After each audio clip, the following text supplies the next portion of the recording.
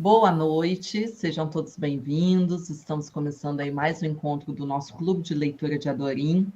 Esse é um projeto que a gente diz que é o projeto do coração, né? Porque é um momento que nós fazemos vídeos para alunos da educação básica que querem prestar vestibulares, né? E comentamos a respeito dessas obras que caem no vestibular. Mas independente se é estudante que vai fazer vestibular ou não, acho que as discussões aqui tecidas são muito fortes, né? E muito intensas, assim, para esse conhecimento de literatura e para todas essas lições que nós acabamos tirando aí para as nossas travessias, né? Hoje a gente conclui mais uma etapa do projeto de leitura da lista da FUVEST. Vamos falar aí de duas obras, né? A Mensagem, de Fernando Pessoa, e Terra Sonâmbula, de Mia Couto. E são duas obras que vocês vão perceber que tem uma força nacionalista, né? Desses dois autores, um moçambicano e um português. E é uma alegria imensa, porque a gente também, né, no Clube de Adorim, hoje nós estamos aí com o poeta Mike. É poeta, é professor, depois eu vou deixar ele se apresentar. E já vou deixar, né, Mike, o convite para que você também venha no encontro das atividades oficiais do Clube de Leitura, né, que vai acontecer em novembro, e já fica esse convite para você conversar com a turma lá também. Eu tenho certeza que eles vão gostar, né? É isso, Érica, quer falar alguma coisinha, Tainá? Mike? Podemos começar, então? Uhum. Bom, então a gente vai dividir o nosso encontro hoje em duas partes, né? Primeiro prosa e depois poesia. Vamos começar falando da obra do Mia Couto. A FUVEST não dá ponto sem nó, né? Eu costumo dizer que eles escolhem as obras a dedo, são obras muito fantásticas. Mia Couto, sem dúvidas, é um dos maiores escritores do nosso tempo hoje. E eu queria convidar a Tainá para trazer um pouquinho, porque o clube de leitura, ele é assim, a gente traz as impressões que nós temos acerca ali da obra, né? E a Tainá, enquanto leitora e também organizadora do clube de leitura, vai trazer as impressões que ela teve aí sobre Terra Sonâmbula, e depois nós vamos falar mais um pouquinho dessa obra. E se alguém também quiser comentar, lembrando que é um espaço, né, aberto, fiquem à vontade aí para trazer as considerações. Boa noite, pessoal. Então, eu vou falar um pouquinho da sinopse do livro e aí, para o finalzinho, eu dou um pouco da minha opinião. Então, aqui nesse livro, Terra Sonâmbula, a gente vai acompanhar duas histórias paralelas. Uma do velho Tuahir e o menino, e a outra do Kinzo. O velho Tuahir e o menino, eles meio que estão fugindo da guerra, então eles estão caminhando aí um pouco que sem rumo, até que eles encontram uma espécie de ônibus onde eles fazem esse refúgio. E aí no ônibus eles vão encontrar alguns documentos, alguns cadernos, que seriam esses diários que o Kinzo escreveu. E aí, então, começa essa conexão entre as duas histórias. Os capítulos são intercalados mesmo. Primeiro a gente tem a narrativa do velho Tuahir e do menino, e depois a gente tem, então, os cadernos do Kinzo. E, bem, é isso, né?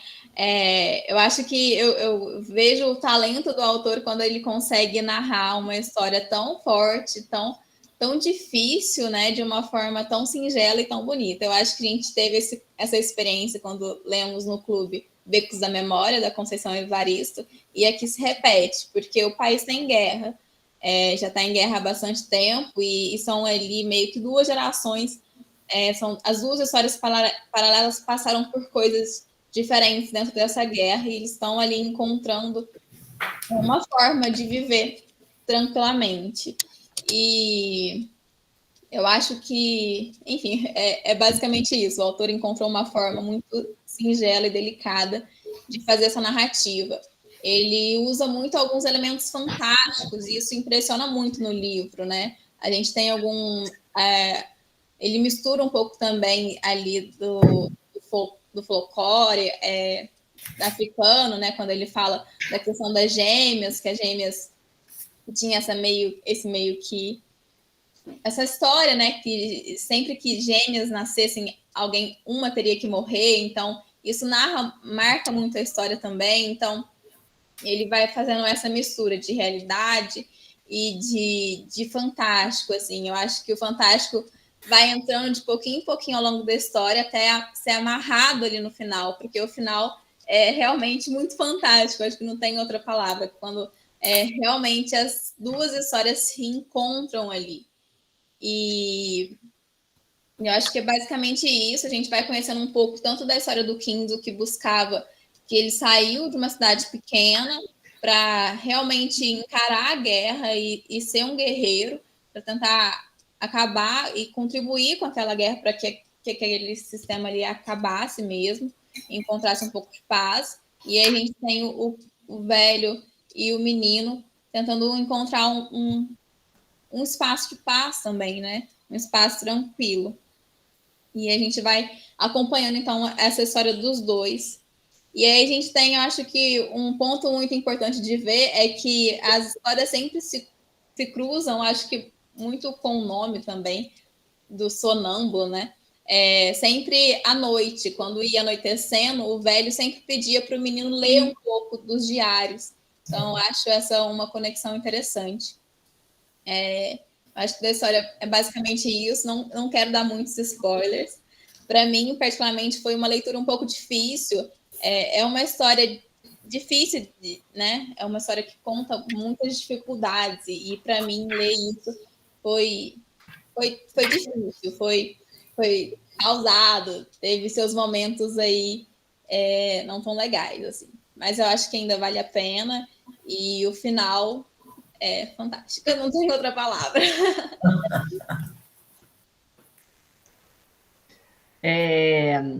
Queria complementar um pouquinho a fala da Tainá. E eu tinha tido contato com Miyakoto, com aquele livro A Menina Sem Palavras. Eu fico com vergonha de falar ele aqui, depois um amigo meu que me emprestou esse livro assisti, porque ele emprestou e eu não devolvi. Mas é porque a gente trabalhava junto e ele mudou de cidade, e eu acabei ficando com o livro aqui, mas eu vou devolver, porque o livro tem uma dedicatória linda, eu acho uma sacanagem você roubar livro com dedicatórias lindas, né? Mas eu fiquei muito encantada com a leitura assim, do Terra Sonâmbula, que eu achei muito poético, aquele livro que a gente quer sair grifando tudo, né? E como que a história... O Miyakoto, ele teve uma sacada, porque essa criança e esse idoso, eles estão ali naquela situação de conflito, e a válvula de escape para eles é a literatura. E o Miyakoto, ele faz isso tão bem, uma história tão assim, que eles ficam o tempo todo querendo continuar lendo os cadernos, e de fato as histórias que estão ali são mesmo muito envolventes, né? Que nós também queremos que, mas cadê os cadernos, né? Volta lá nos cadernos. E eu fiquei pensando muito nesse tempo de pandemia, né? Quantas pessoas, alunos que disseram, né, que a literatura, tanto com a escrita, para escrever ou para ler, como que foi uma válvula de escape em tempos aí tão difíceis, né? E aí eu separei alguns trechinhos para conversar um pouco com vocês, mas uma coisa para quem vai fazer vestibular, eu acho que vale a pena dar uma olhadinha na história de Moçambique, né? Porque o cenário do livro vai ser a Guerra Civil, e que foi muito próximo aí, né? Segunda metade do século XX, então é algo muito próximo. O Miyakoto, acho que ele lançou esse livro em 92, se eu não estiver enganada. Então, assim, vai ver mesmo o que é uma guerra civil. Você separar famílias, né? Os dois personagens ali, tanto o menino quanto o personagem principal dos cadernos, eles perdem os seus irmãos, né? O menino, na verdade, perdem as suas famílias como um todo, né? Aí aparece a personagem lá, a mulher, como é que ela chama mesmo, Tainá? Farida? Farida. parida, né? Que é a que perde também a irmã. Então, é um cenário, assim, como a Tainá falou, de morte, de medo, de tentativa de sobrevivência. E aí eu separei para vocês alguns trechinhos que eu queria mostrar para comentar um pouquinho. Deixa eu só compartilhar aqui a tela. E é uma escrita, o Miyakoto, eu adoro contar isso, né? O Miyakoto é um grande leitor de Guimarães Rosa. E dá para perceber muito essa influência da obra do Guimarães Rosa. Desde criação de neologismos, essa prosa poética, né? Um texto que é em prosa, mas tem essa poesia muito forte. E aí eu queria mostrar para vocês um trechinho, né? E aí vem aquilo que a gente sempre fala aqui no Clube de Adorim, que a força da literatura nem é só o enredo em si, mas é a forma como essa história é contada. E eu achei esse trecho lindo, né? Que vai falar sobre a morte do pai. E aí, na hora que fala que aquele pai caiu bêbado, né? Caiu ali de tanto beber, olha como que ele diz, né? Tombou sobre o chão com a educação de uma folha. Eu lembrei até do nosso Manuel de Barros aqui, né? Então, a literatura tem isso, a literatura tem essa sutileza da organização da frase, das palavras, e aí eu acho que o Mike vai poder até falar isso com muito, né, com muito mais assim, autoridade aqui para nós, né? Separei esse outro trechinho, esse trecho é lindo, gente, eu achei muito bonito, o trecho todo é lindo, eu coloquei só esse pedacinho, mas um momento, né, que o menino pergunta para o idoso, né? Mas olha, a gente está caindo toda vez na mesma estrada. Aí fala, né? O que é perder-se? Muita gente acreditando ter a certeira direção nasce já equivocado. E aí é um diálogo super metafísico ali, filosófico, sobre destino, né? Aí vem, não é o destino que conta, mas o caminho. Olha Guimarães aqui ecoando, né? Quando Guimarães diz, né, que para a gente não importa, não é, o real não está nem no início nem na chegada, mas ele se dá na travessia. E essa aqui também é uma das frases que eu acho mais icônica, é muito citada também nas redes sociais, que é um momento que o personagem ele tem um amigo indiano, né? E aí ele vai dizer, né? Esse indiano sofre muito preconceito, né? Porque vem esses estrangeiros para cá e querem mandar em nós, né? E aí esse indiano tem essa conversa, né, com o personagem. Aí vai dizer, né? Não gosto de pretos, 15. Como? Então gosta de quem? Dos brancos? Também não. Já sei, gosta de indianos, gosta de sua raça. Não, eu gosto de homens que não têm raça. Aí ele ainda diz, né? Por isso eu gosto de você, 15. E eu acho isso muito bonito, porque é um tapa na cara ali no contexto dessa coisa de você não ficar fazendo seleção de pessoas, né? Por etnias, por cor de pele, né? E essa história aí também vai ser bem interessante, né? A relação com esse indiano. E a coisa da guerra, né? Esse trecho aqui eu queria destacar para que vocês pensassem a respeito da questão da guerra, que vai dizer, né, que não inventaram ainda uma pólvora suave, maneirosa, capaz de explodir os homens sem lhes matar. Uma pólvora que, em avessos serviços, gerasse mais vida, e do homem explodido nascessem os infinitos homens que lhe estão por dentro. Eu acho que o Miyakoto vai deixar muito isso assim nessa história fantástica, né? Que vai misturar o sonho, a realidade, a magia. Vocês vão ver, né? A gente teve aqui um encontro. Quem estava nesse encontro do Pepetela, não foi? Que vieram, estavam os nossos alunos intercambistas africanos, e eles explicaram um pouquinho isso para a gente, né? Que muitas regiões assim são muito tribais, e o Miyakoto mostra um pouco isso, né? Essas tribos, essa rivalidade. Você é um estrangeiro, então você não é bem visto aqui, né?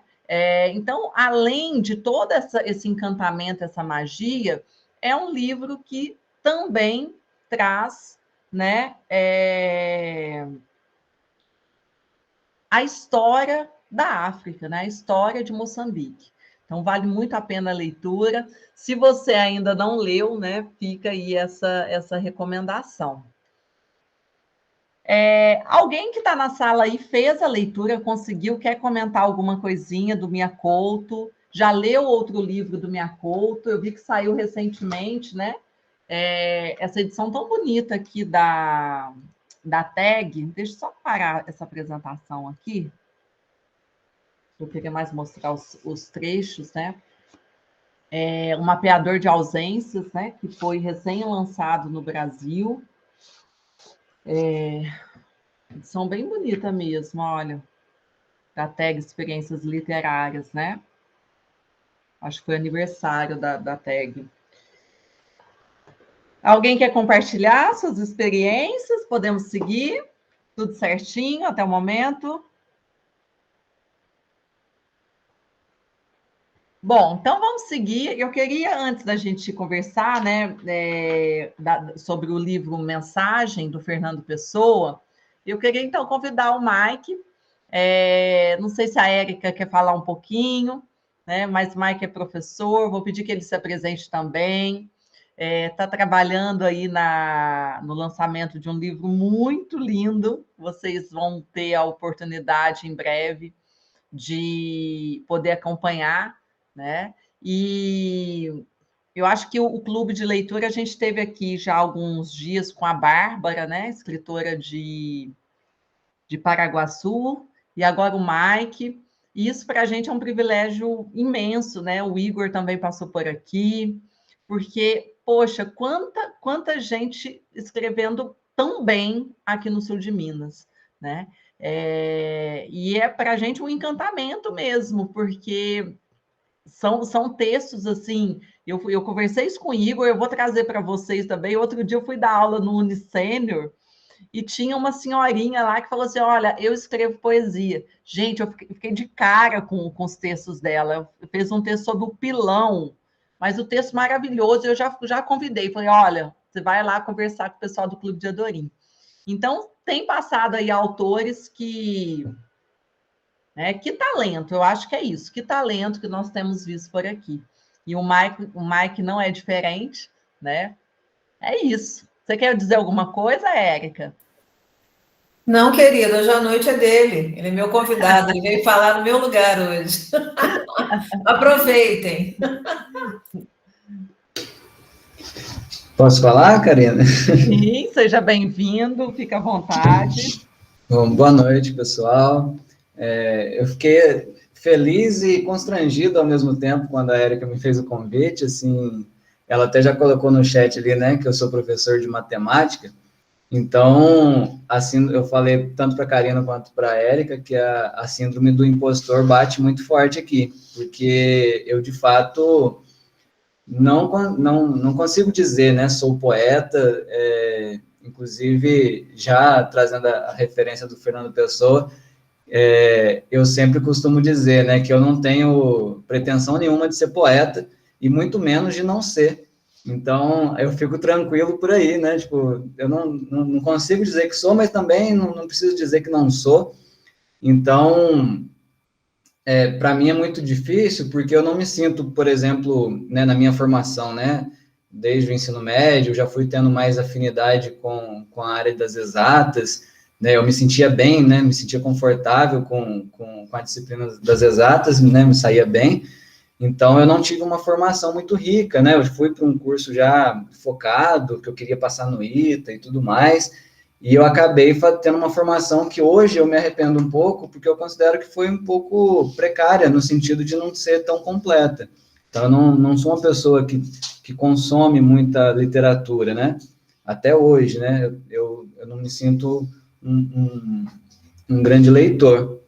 Mas a escrita acabou aparecendo na minha vida porque eu sou uma pessoa angustiada e usa a escrita meio que como um processo analítico mesmo, né? Eu sou uma pessoa que gosta de fazer análise e eu vejo a leitura a escrita funcionando dessa maneira comigo. E aí eu, né, talvez um pouquinho no ensino médio, comecei a escrever alguma coisa, mas nunca acreditando. E aí a Érica vai saber de quem eu estou falando, mas um amigo meu que trabalhou com a gente, o Guilherme, professor de História, ele é uma pessoa que a Karina também conhece, né, Karina? Ele foi uma pessoa que às vezes via, né, eu mostrava para ele que eu escrevia, ele falava, velho, ele já escreve há muito mais tempo, né? Ele falava, cara, você está escrevendo um negócio bacana aí. E ele começou a incentivar, né? Não, por que você não publica, cria um perfil no Instagram e tudo mais? E eu duvidando, né? Criei um perfil e aí comecei a publicar, as pessoas começaram a me dar um retorno positivo, falando, nossa, isso que você escreveu, né, bateu em mim, né, assim, interpretei isso, às vezes coisas que eu nem queria dizer, e as pessoas, nossa, interpretei isso, esse poema é muito lindo, e aí eu comecei a acreditar, até que veio a ideia de parar e falar assim, quantos poemas será que eu tenho, né, escrito? Que eu comecei a escrever no bloco de notas, na máquina de escrever também, que é meio que um ritual, né, o momento ali de tomar um cafezinho, escrever, e uma reflexão que veio ao longo do dia. E aí eu parei para ver e eu tinha mais de 400 poemas, assim, compilados, né? Eu falei, olha, talvez eu consiga selecionar alguma coisa aí que vale a pena, né? Para publicar mesmo. Com a ambição, simplesmente, de compilar um livro. E 2 poemas foi eu que fiz. O Cícero está falando aqui que ele já fez 2 poemas também. Pai, eu posso abrir a porta ali para sair por ali? Pode. O Cícero já fez 2 poemas já. E é porque quando eu estava compilando, né, do bloco de nota, aí eu vi que tinha uma anotação lá, mas com a assinatura dele. Aí eu não lembrava mais um poema que ele foi falando, né, de me ver escrevendo e tal. E aí eu criei coragem de fazer uma coletânea, né, tipo, de alguns poemas. E aí consegui salvar, né, eu sempre tentando justificar. Mas eu compilei 100 poemas, então fiz um livro, tentei organizar um livro, não sei se fui muito feliz na organização, mas separei em 2 partes de 50 poemas cada. E assim, falando um pouco das referências, quando a Érica me convidou, ela falou que a gente ia falar aqui sobre o Fernando Pessoa e tal, e vocês estão falando de vestibular também, né? Coincidentemente, o meu primeiro contato com a poesia, a primeira vez que eu li poesia e falei, nossa, eu acho que eu gosto de poesia, foi quando eu fui estudar para a Unicamp, para o vestibular da Unicamp, e um dos livros que estava na época era os Poemas Completos de Alberto Caeiro. E aí eu li, e eu acho, né, de novo, por ser um cara mais, naquela época, no 3º ano, muito focado na área de exatas, eu não tinha aula de história, não tinha aula de português direito, era muita física, matemática, então era muito fechado, né? E naquele momento eu comecei a ler, e eu acho que a minha primeira aproximação foi assim, quando eu li Alberto Caeiro, eu falei assim, eu estou entendendo o que ele está dizendo. Então, às vezes eu lia poesia, eu não entendia nada. Eu lia um poema, não entendia nada, e ficava assim, nossa, por que será que o pessoal gosta disso? Não faz sentido nenhum para mim. E quando eu li Alberto Caeiro, eu comecei a dar significado para aquilo que estava escrito ali. E aquilo, né, eu me identificava com aquilo, com a maneira que ele estava tentando olhar para o mundo, e aí virou meu livro preferido, né? Então eu falei assim, eu acho que eu gosto de poesia, então. E depois, mais para frente, quando eu tive contato com Leminski, foi um outro momento em que eu gostei também, porque tem a questão da brincadeira com a palavra, né? Que é uma coisa que eu tento também na minha escrita muito fazer, que é um pouco de tentar um trocadilho, e inclusive no meu processo de escrita, uma coisa que eu acho curiosa, é que muitas vezes eu penso no trocadilho primeiro, e depois eu insiro um conteúdo ali. Então, o conteúdo, às vezes, vem depois de uma brincadeira que, às vezes, me passa pela cabeça, assim, né, de um trocadilho que me vem à mente, só que eu não consigo escrever sem dizer alguma coisa. Então, às vezes, o trocadilho por si só não me basta, e eu fico ali, trabalhando, até falar, nossa, agora eu consegui dizer alguma coisa com esse trocadilho. Então, meu processo é muito assim, E, para minha sorte, acontece muito enquanto eu estou lavando louça. Então, eu tenho essa vantagem de que eu tenho um motivo bom para poder lavar louça, né? Então, sempre que tem bastante louça, eu fico ali esfregando, pensando, e às vezes acaba terminando com um poeminha que eu anoto, e depois, às vezes, salva, às vezes não salva. E é isso, assim. Não sei mais o que eu poderia dizer, mas, enfim, é mais ou menos isso que acontece comigo, assim, né? A gente, óbvio que a gente vai querer que você leia alguns poemas. Então, eu até estava comentando com a Érica, porque, nossa, isso é muito difícil para mim, de novo, né? Porque eu custei a acreditar, né? E aí, assim, esse acreditar, né, que eu falei da síndrome do impostor, é tipo assim, parecer que eu estou dizendo bobagem, e, né, que eu escrevi uma besteira, então a gente fica sempre receoso. Mas aí, olhando essa organização que eu fiz, aí eu mostrei até para a Érica que era, que a gente vai falar de Fernando Pessoa, né, eu tenho uma aqui que tem tudo a ver com ele, né, porque, na verdade, é uma referência a ele, quando, né, de novo, tem dois momentos, né, de escrita para mim. Um é um pouco da minha angústia, né, da existência, das questões que passam na minha cabeça, e aí eu acabo querendo escrever sobre aquilo, e aquilo vira um poema. Então, uma das partes do meu livro, né, do livro que eu quero ver se consigo fazer, ele chama Maquinando Poemas, por conta da máquina, mas é sentindo e maquinando sentidos, que é bem esse processo, assim, de ter um sentimento, alguma coisa, e aquilo ficar maquinando dentro da minha cabeça, até que eu tento dar sentido para aquilo, né, meio que no processo analítico, como eu falei, e aí acaba saindo um poema. E o outro já é mais nessa referência que eu falei do Leminski, que é, tipo, de brincar com a palavra. Então, é pensando e maquinando palavras, tentando brincar com os trocadilhos. E aí, eu posso, dessa primeira parte, tem um que eu acho que tem a ver com o Fernando Pessoa, né? Vocês vão pegar a referência com certeza, que é o seguinte, que é: o poeta, antes de fingir, é um sentidor. A dor oferece lá e faz dela massa de modelar. Molda em fingimento a forma poema da matéria-prima que era verdadeiro e real dilema.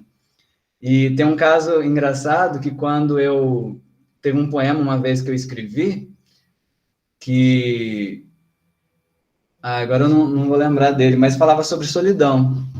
E aí uma amiga ficou preocupada, mandou mensagem: Mike, você tá bem? O que está acontecendo? Quiser, né, a gente pode, vem almoçar comigo, está se sentindo sozinho e tal. E eu estava, tipo, viajando com os amigos.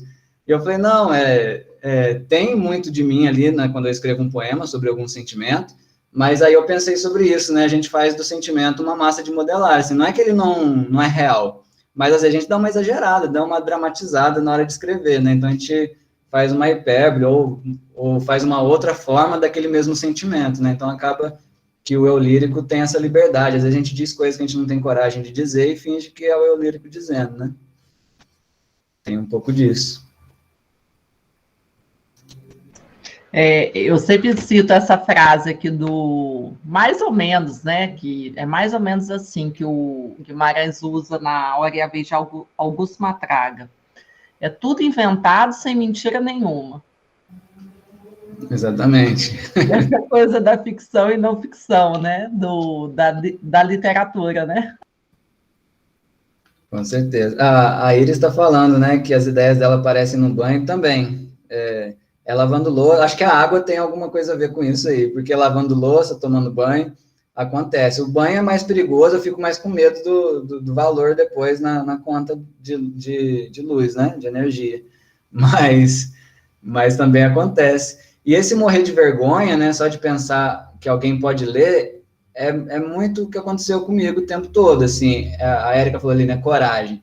É uma coragem mesmo, tipo, eu tenho vergonha o tempo todo quando eu escrevo, a gente tem medo, né, do julgamento, da reprovação, e sempre eu tenho, tipo, o Guilherme, por exemplo, que é um amigo que escreve também, então, geralmente eu mando primeiro para ele, para ver a reação dele, às vezes ele fala, né, legal. Aí eu já sinto que, não, esse aqui não pegou, né? Ele fala, nossa, muito bom. Então a gente vai, aí eu mostro, né, para minha companheira, Caru, e aí eu vou vendo as reações das pessoas, e aí, bacana, não bacana, às vezes eu mostro até para o Cícero fala, gostei desse.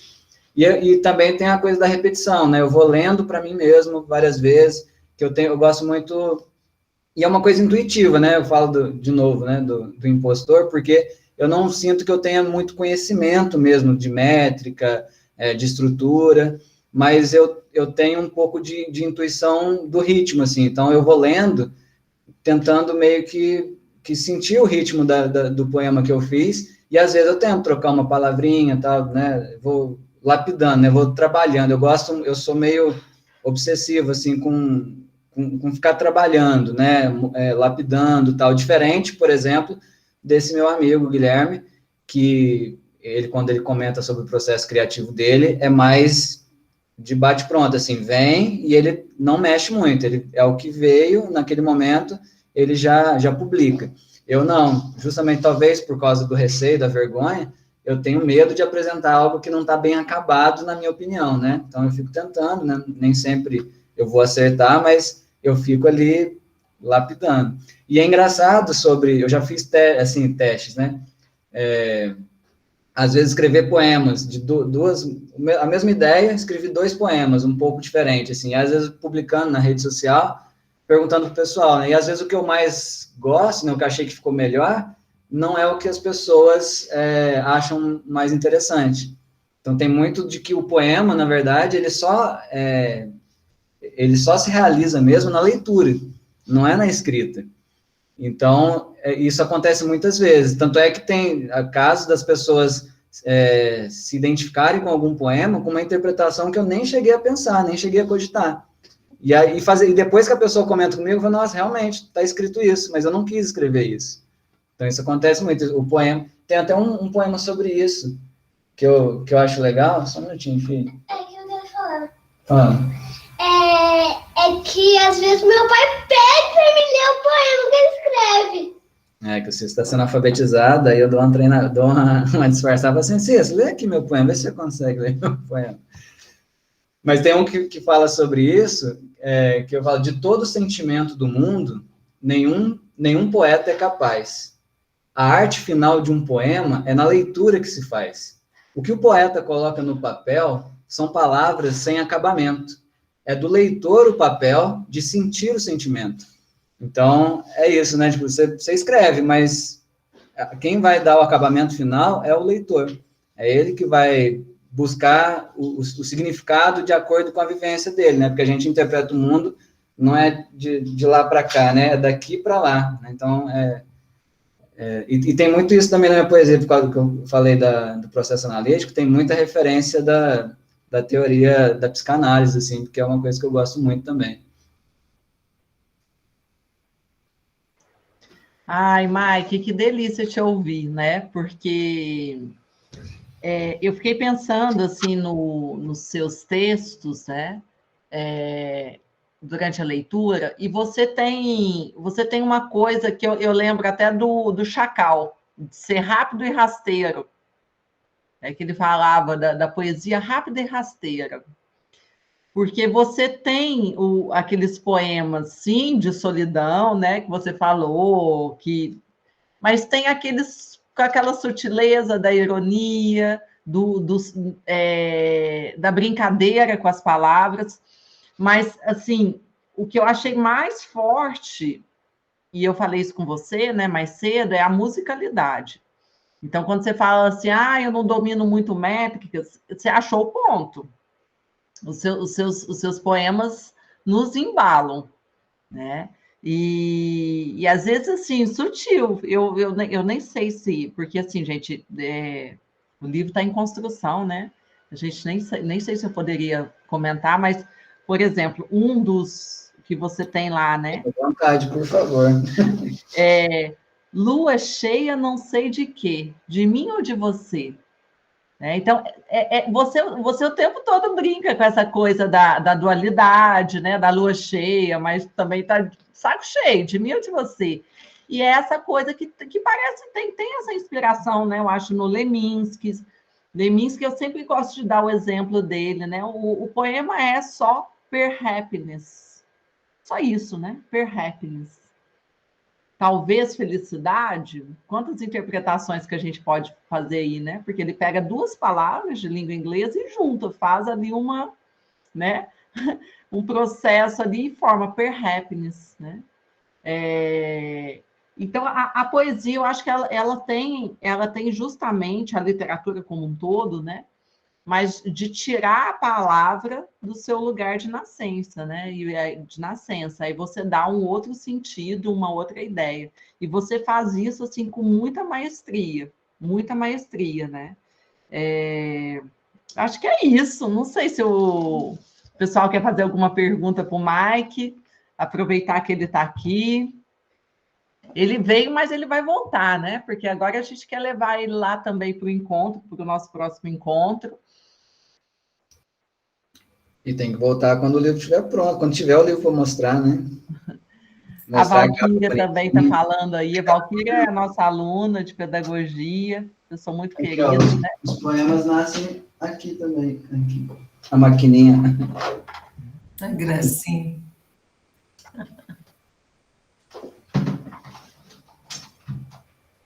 Você podia falar por que é interessante datilografar e não escrever, e não passar pelo computador? Então, é um negócio, assim, às vezes é meio chato, eu sou meio crítico demais, às vezes, e eu acho, às vezes, até meio chato, assim, meio hipster demais, sabe? Que, eu quero escrever na máquina de escrever.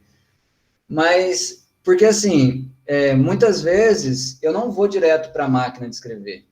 Eu faço realmente no bloco de notas do celular. Vem uma ideia na cabeça, eu anoto, né, para não perder às vezes e tal, para ficar dando o acabamento.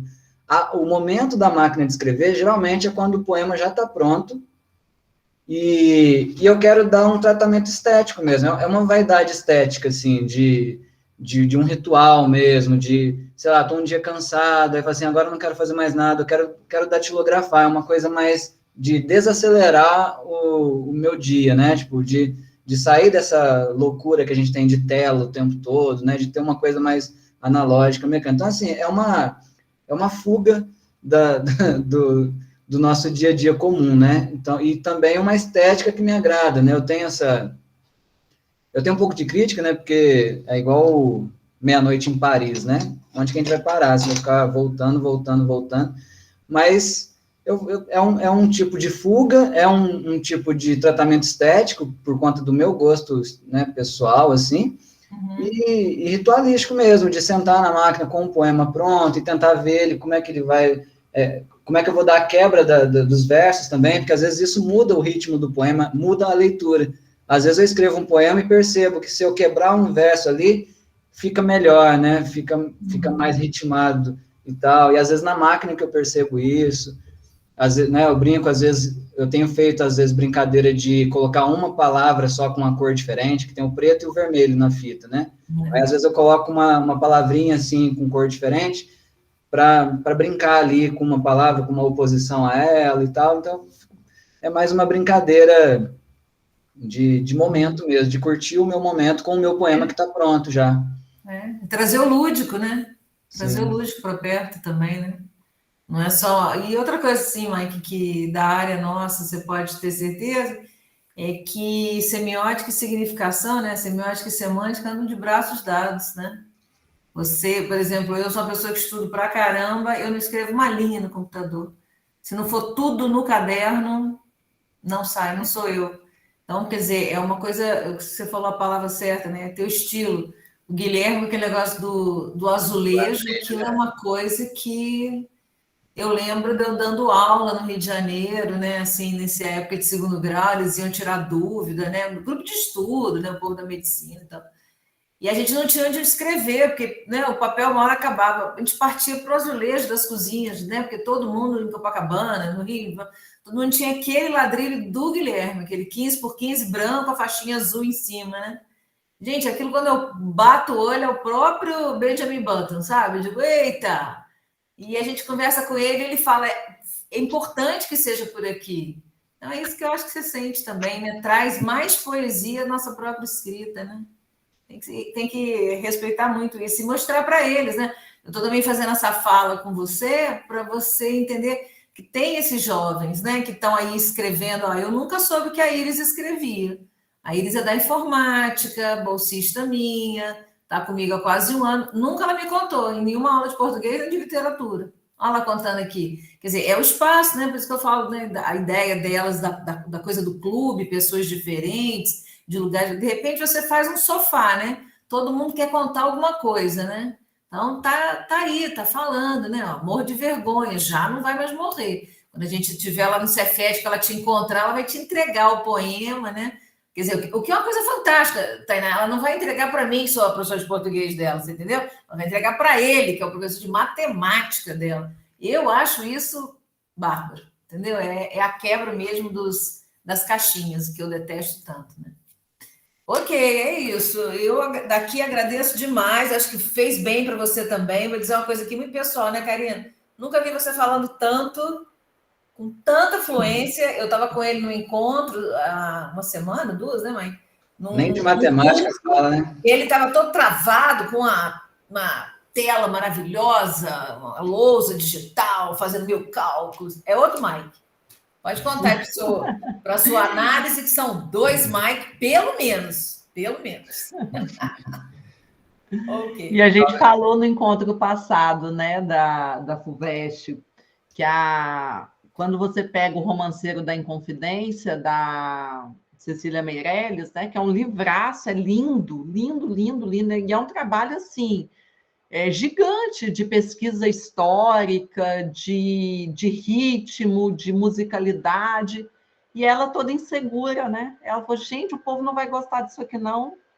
Né? E ela mandando nas cartas para os amigos, toda insegura ali, se publicava ou não o Romanceiro da Inconfidência, né? Então, acho que o Jorge Luiz Borges, eu também adoro que ele diz o seguinte, ele fala assim, que ele só publicava os poemas, os textos dele, para não ter mais de revisá-los. Porque a gente fica com essa coisa, e às vezes isso trava, né? Essa coisa de dizer, será que tá bom, não tá? Manda ver, né, gente? Eu acho que tem sim que expor. E olha, eu não falo porque são pessoas queridas, não, né? Porque o Mike é muito querido, o próprio Igor, que é professor do Instituto Federal, também muito querido, a Bárbara, mas os textos, os últimos autores, né, que passaram aqui no Clube de Leitura, estão mesmo fazendo poesia assim, de altíssima, né? É coisa assim, impressionante. Então, tem mesmo que mostrar, não tem que ter vergonha, não, viu, Iris? E a Valquíria também, a gente sabe que adora ler poesia, né? A gente tem que mesmo colocar aí para circular, né? Por que não? E aí, já pegando o gancho, já que nós estamos falando de poesia, o Mike falou dessa influência que ele teve, né, lá na adolescência, com o Fernando Pessoa, e eu acho que Alberto Caeiro é o jeito de você... Tem 2 formas de se apaixonar por Fernando Pessoa, né? Alberto Caeiro, você pegar os poemas, e o livro do Desassossego, né? Foi você se apaixonar e se encantar mesmo com Fernando Pessoa. Só que o livro que a gente trouxe hoje não tem muito essa pegada, não. É um livro que, para nós, aqui do Brasil, é difícil, é um livro difícil, porque é um livro sobre a história de Portugal. E às vezes, para você, leitor, pode ter referências que você não capta muito. Eu sei que muitos leitores aqui no Clube de Adorim ficam preocupados com spoiler, mas para ler mensagem, eu vou falar, não fica preocupado com spoiler, não, porque poesia também não tem muito essa coisa de spoiler, né? É você curtir ali as palavras, a organização delas no texto, as referências. Mas uma dica que eu dou para quem for fazer a leitura de mensagem, dá uma olhadinha lá no site da USP, né? O texto que está lá sobre o livro Mensagem, né? Foi um texto feito pela professora, deixa eu pegar o nome dela aqui, Paola Poma, né? E o texto é bem legal porque ela vai explicar exatamente, porque só para a gente contextualizar antes, né? O que é mensagem? O que é esse livro? É um livro assim, de cunho muito forte, nacionalista, Vão ter autores que vão até comparar esse livro a uma epopeia, e ele tem tudo ali do Fernando Pessoa, porque tem um misticismo, né? Para quem conhece bem o Fernando Pessoa, sabe que ele gostava de astrologia, ele era cheio de misticismo ali nos seus textos, né? Então, desde a divisão que ele faz, o livro é dividido, né, em 3 etapas, que é o brasão, o mar português e o encoberto. E aí o brasão já tem tudo a ver com a questão do brasão mesmo português, e ele traz ali nomes, figuras importantes, né? E uma coisa que é interessante, e é importante começar a leitura sabendo disso, por isso que eu falo, estuda antes, dá uma lida nesse texto, que está no site da USP, porque ele norteia a leitura. E é importante a gente saber o quê? Que é um romance, é um livro de poemas polifônicos, né? Principalmente a primeira parte, é como se cada um daqueles personagens históricos da história de Portugal, eles estivessem ali trazendo as suas vozes, as suas questões. Ele mistura também um pouco desse mundo mítico, né? Tem uma lenda de que Ulisses criou Portugal, Ulisses mesmo, lá da Odisseia. Então, ele traz um pouco isso. E na segunda parte, né, o Mar Português, já vai trazer um pouco da queda, né? E aí, no final, já falando do encoberto, né, o que poderia salvar Portugal? Aí ele já vai trazer lembrando que o Fernando Pessoa é um poeta português, né, modernista, e aí, já trazendo essa crise de Portugal, ele vai colocar, né, o que vai poder salvar o povo português? O que vai salvar a história do povo de Portugal? Seria a guerra, né? Aí ele vai dizer que não, que é a língua, é a poesia, né? E aí ele termina, é a hora. Né? Então, essa coisa de que a força de uma língua, a força da palavra, a força da poesia. Né? Não é um grande personagem que faz a história de uma nação, porque a partir do momento que ele pega essas figuras, né, Dom Sebastião, vai trazendo essas figuras da história de Portugal, ele fala, não é um grande personagem que traz, né? Por que não o poeta? Então, que vocês façam. E aí, por que eu estava dizendo do texto, né, da Paola?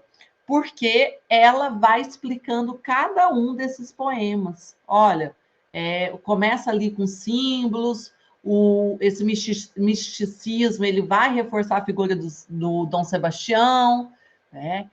Vem a questão do Quinto Império, ela vai trazendo para nós essas referências que às vezes nos faltam. Por não conhecer assim tão a fundo a história de Portugal, né? Então, é também interessante, além de fazer a leitura estudando, né, para a gente entender bem esse livro, e é um livro curto, leitura rápida, mas não é uma leitura assim tão fácil na hora por conta dessas referências que às vezes nos faltam. Né? E o Fernando Pessoa, ele tem uma coisa interessante, que são os heterônimos, né? Que vocês provavelmente já ouviram falar, e que ele cria mesmo esses autores com personalidades próprias, com linguagens próprias, mas esse livro é o Fernando Pessoa por ele mesmo, né? E tem uma curiosidade também, que foi o único livro que foi publicado em vida, né? Do trabalho, de toda a poesia dele. Alguém aí leu a mensagem? Quer comentar? Não pode falar, né, gente? Professora não pode falar isso, mas eu gosto tanto de Fernando Pessoa, mas foi custosa a leitura para mim de mensagem, viu? Mas a gente não pode falar isso, não. A gente incentiva, vai lá ler, né? Mas foi um pouquinho custosa. Karina, eu cheguei a abrir o arquivo, dei uma lida, mas eu gostei do comecinho lá, que ele fala sobre o que é necessário para interpretar os signos, né? Eu achei muito interessante essa parte, porque também eu senti exatamente isso, assim, essa questão de não conhecer muito a história de Portugal traz essa dificuldade, e é um dos elementos que talvez poderiam contribuir para você justamente entender tudo que está sendo dito ali, né? Sim, e tem versos até muito famosos, né? Da mensagem o tudo vale a pena se a alma não é pequena, né? Então, qualquer ó mar de Portugal, quanto do seu mar são lágrimas de Portugal, né? Então tem versos aí muito famosos da obra do Fernando Pessoa, né? Mas eu fui fazendo aquela leitura sentindo assim, boiando. Quem que é essa figura? Quem que é esse aqui que aparece? Né? E mas desperta uma curiosidade, que é muito diferente, por exemplo, do Romanceiro da Inconfidência, que foi o livro anterior. Por quê? O Romanceiro da Inconfidência vai falar de Tiradentes, vai falar de Tomás Antônio Gonzaga, de Marília de Dirceu, que eu tenho a sensação de que um português leria esse livro com o estranhamento que a gente leu o Mensagem. Por quê? Porque falta, às vezes, essas referências, né? E fiquei com essa curiosidade de conhecer um pouquinho mais a história, né, de Portugal, até para ir voltar depois, quem sabe, para reler o Mensagem, né? E aí, só mais uma coisinha para o pessoal do vestibular, eu acho que não tem que também ficar. Às vezes a gente pega livro de poema, os alunos ficam pensando, será que eu preciso decorar, né? Vão pedir alguma coisa específica, assim. Não, não é essa a ideia, né? Geralmente eles querem mesmo a essência ali da obra, e aí pensar esse contexto todo de um poeta modernista que reconta a história do seu país, né? Pensando, e agora, quais são os rumos do povo português, né? Então, pegar bem essa essência mesmo e não preocupar de ficar decorando ali os poemas, né? A não ser que seja para recitá-los, aí sim, aí é válido. É isso. Querem comentar algo? Trazer alguma questão? A Valquíria não vai terminar o encontro hoje lendo um poema para nós, não, Valquíria? Podia, né? Por favor. Cadê ela? Boa noite, gente. Tudo Oi, bem? Valquíria.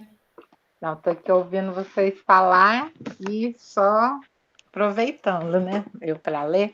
Gostei na hora que o Nick falou que o poema a gente faz, né? Mas quem dá vida para ele é o leitor, né? E cada um interpreta, né, o poema da forma que vê. Eu sou uma leitora nada teórica, né? Eu sou uma leitora mesmo bem o que eu entendo mesmo que eu falo. Mas eu tenho uma história muito, muito, muito gostosa, né, com poemas, porque quando eu conseguia ler, aprender a ler, a primeira coisa que eu li foi poemas. E eu ficar assim. Aí agora eu consegui achar, outro dia eu comentei com a Karina, que eu consegui achar o livro que tinha o poema lá, que eu li lá na minha infância. Aí ele chegou, são mais de 50 poemas que eu li em 40 minutos, já quero ler de novo, porque é muito bom você dar vida por poemas. Eu sou apaixonada em Cecília Meirelles, porque é como a gente tem um acesso mais fácil, porque sempre está nos livros didáticos, né? A gente acha lá nos livros didáticos, então tem gosto de infância, né? Aí eu fico imaginando quando ela fala lá da bailarina na ponta dos pés, né? E quando eu li, eu ficava imaginando a bailarina na ponta dos pés, os meninos de bola, se é chuva, é sol, né? E ela brincar com isso. Aí hoje eu vou ler o Leilão de Jardim, que foi o primeiro poema que eu li. Eu não vou abrir a câmera, não, gente, estou de pijama. Tá bom? Vou ler para vocês, ó. Leilão de Jardim. Quem me compra um jardim com flores, borboletas de muitas cores, lavadeiras e passarinhos, ovos verdes e azuis nos ninhos? Quem me compra este caracol? Quem me compra um raio de sol? Um largato entre o muro e a era? Uma estátua da primavera? Quem me compra este formigueiro? E este sapo que é jardinheiro? A cigarra e sua canção, e o grilinho dentro do chão. Este é o meu leilão. Cecília Meirelles. Que delícia. Muito bom, muito bom.